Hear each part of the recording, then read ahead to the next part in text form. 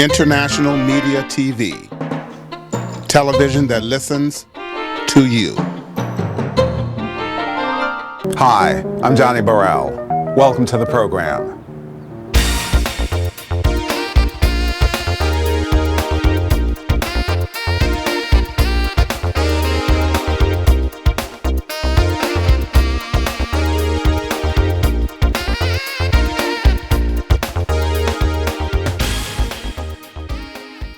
So black style, okay, from the Harlem Renaissance to the Civil Rights Movement, the Black Power movement, the disco years, to current hip hop culture. Black style for me is always about cultural pride and dignity and swagger, if you will, is kind of at the root of it. Allison, how would you define black style? Black style, I know for me, when I think of black style, growing up during the 70s, I think of Beverly when I think of black style, and I also think of Mahogany and Diana Ross. That's sort of what I always think of when I think of black style. We're from the same era, girl. Definitely, definitely. And just sort of like you said, the swagger, that sort of pride, and just sort of that individual taste and style that's all our own. I think that's what I think of black style, putting our own individual sort of stamp on what's beautiful. You know, because a lot of times we couldn't afford the designer clothes, so we'd have to put different things together to sort of have our own definition of what beauty was. I think that's what black style is, just sort of putting our own ideas together and making it work. That's black style. And that's the history of our people. That's Yes. what we do. We don't Yep. have it, we'll make it, Yep. we'll find a way, right? A mishmash, yeah. Okay. That's true, that's true. Yeah. And Beverly, how about for you, black style? And as Allison mentioned, for our generation, you had a huge impact on us because, you know, how often did we get to see, or we never saw a sister on the cover of Vogue, so you had a huge influence on us. So black style that you've been a part of, what does it mean to you? How would you define it? Well, when I think of black style, I think of my mother.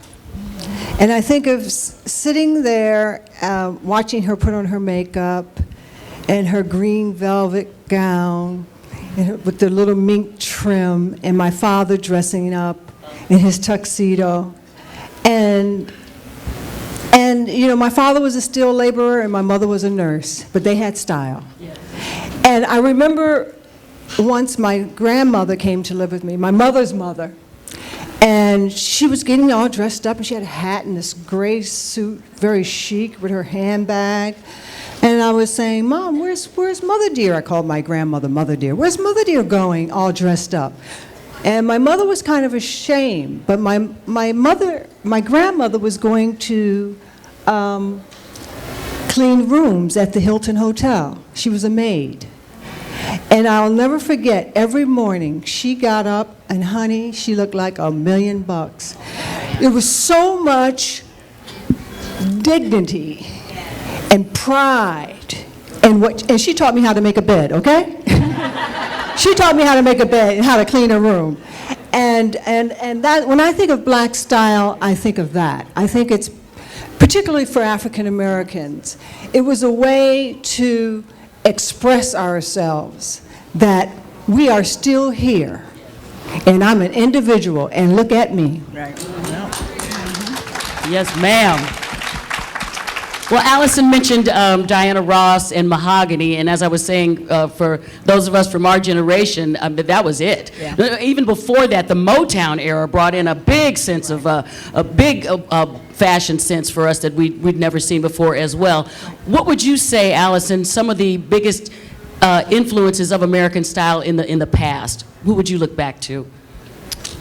Well, like you said, I would think of Motown. I'd also think of Dorothy Dandridge, even, you know, like Pearl Bailey, Lena Horne, women like that. You know, even when you think of sort of Marian Anderson, any of those visible African-American legends that even if it wasn't their style of clothes, it was the way they wore their hair, it was the way they sort of, their whole entire presentation, just their elegance, just all of that. Coretta Scott, all of those women, you looked at them for their style and their grace. It wasn't just their outfits. It was just the way they carried themselves. You know, be it, you know, Malcolm X's wife, you know, all those women really represented who we wanted to be because we respected them so much. So I think style it means so many different things to so many different people. It's not just the outfit you had on. Right. It is exactly how you carried yourself, and I think that's sort of what it means to us today as well. It's not one thing. It is who you are and how you carry yourself out there in the world. Yeah, it is. It's all about that sense of pride. Right. We do it better than anybody else, don't we all? It's true. It's true. Just had to have a moment with my black folks. Y'all understand. Y'all understand.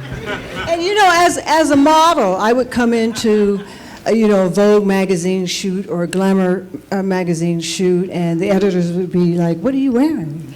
How'd you do that?" And they would actually tell me where they would be getting their inspiration from. The hot pants, you know, the big caps, all the gold chains, and how much they were influenced by urban style. And so they were picking my brain. and it's really interesting. You know, I could wear a dress, and one of my peers could wear the same dress, but I'm going to show it differently. So it's about confidence and how you see yourself in that outfit. But I can tell you this personally. We are responsible for a lot of the trends and styles that go on, particularly that are really American-made styles. You know, the designers will go to Morocco and come back with, you know, the indigo blue caftans, but a lot of the styles were created right here in African. Remember the Cotton Club up in, you know, I really do, I love history. And I love looking at the photographs of how everybody dressed then. You know, all the men in hats and the suits and the ties and just the attention to detail in the way they looked. And we're still doing it, aren't we? We just brought in a few wigs and other things. A few extras. A few extras. It's true. But that's all about style too, right? But also Soul Train. You know, I would watch Soul Train and get all the ideas. Oh my goodness, some ideas I wasn't going to do. And some of that stuff is back today. Yes, it is. I wish I would have held on to some of my platform shoes. It's so true. I go shopping with my daughter, and you know, and I said, I have that exact belt. She said, it couldn't be. I said, Anansa, I have that exact belt. I have those exact platform shoes. That's right. She said, Mother, they couldn't be. I said, they're exactly. She says, Mom, they were the exact shoe, okay? They took them 70 shoes out and put them right back up there, and we all went out and bought them again, twice. Sure did. I think you made a strong point when you say it's not just about the fashions, it's the way black folks carry themselves, especially back in the day when we were all coming up. You mentioned watching your mom and dad get dressed. I love that when my mom and dad would go to the Alpha fraternity ball and they'd get all dressed up. But there's a picture of me as a 5-year-old child going to Disneyland. Why did my mother have on a suit and pearls? That's how they did it back then. Mad swagger.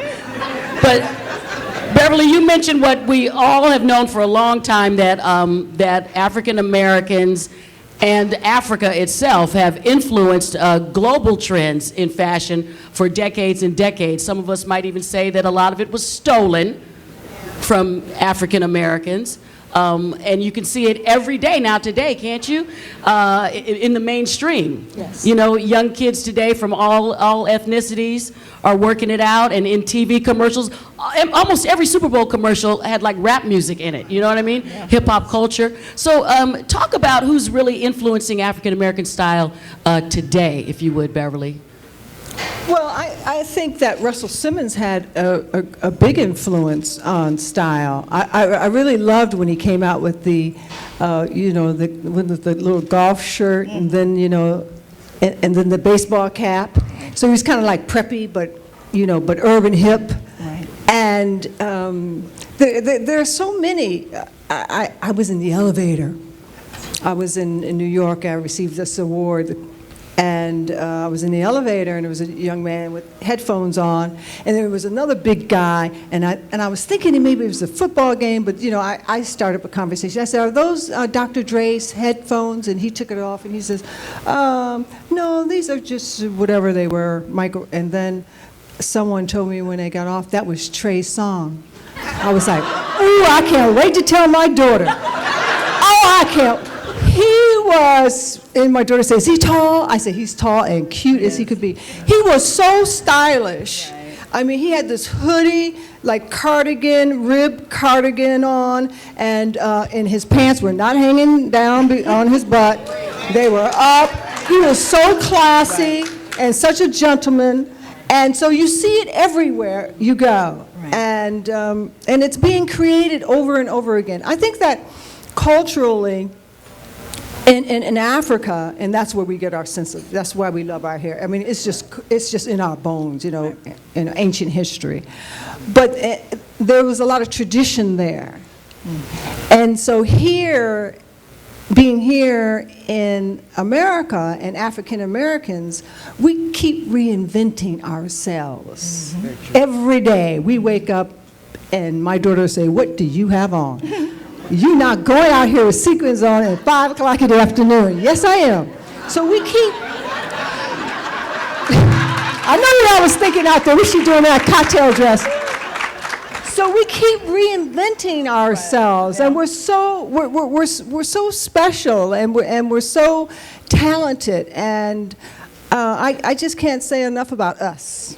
Yeah. Well, we are here to celebrate us and style for 10 decades now. Allison, I would love to hear you speak on how African American style has crossed over to the mainstream over the last several decades. Well, we have, with hip hop, and you have so many people like Burrell. I think of Burrell, and I think of sort of the hip hop artists that have crossed over, and their styles are so influential that there's no other choice. When you look at people like Burrell being nominated for Oscars and on those sort of mainstream shows, people look at that, and they look at their style, and they look at everything that they do, and they buy it. So that's going to continue. That, I look at I think he has clothes, Kimora Simmons, all the models have had, clothes that are in the stores. So that influence continues to this day, and I think it's going to continue to, continue to sort of get into the culture. And there's racial divide, particularly for the younger generations, that's sort of diminishing. Yes. We're not seeing it as much. So there's not that line there. So it's not a matter of black and white, I think, for the younger generations. They don't see that. It's like, they just like the style. It's like, it doesn't matter if what color the guy is who made the clothes. I just want that. Unfortunately, on the runway, we don't see it as much. But when it comes to going in the store and actually purchasing the clothes, I think the younger generations are cool with that. They just want something that looks cool and looks hip. And so I think African American style is going to continue to sort of evolve across color lines, and that's the great part about it. Yeah. Well, let's talk about the runway. And Beverly, if you could talk to us about how the industry has changed for better or for worse for African American models and designers, for that matter. In your career, how have you seen it change since you broke through? Yes, of course there's been some great strides in the way of models of color, and actually the diversity of models from all over the world, from Africa, from Puerto Rico, from India. So that is really wonderful, because we live in a community, a global community that is shrinking and shrinking.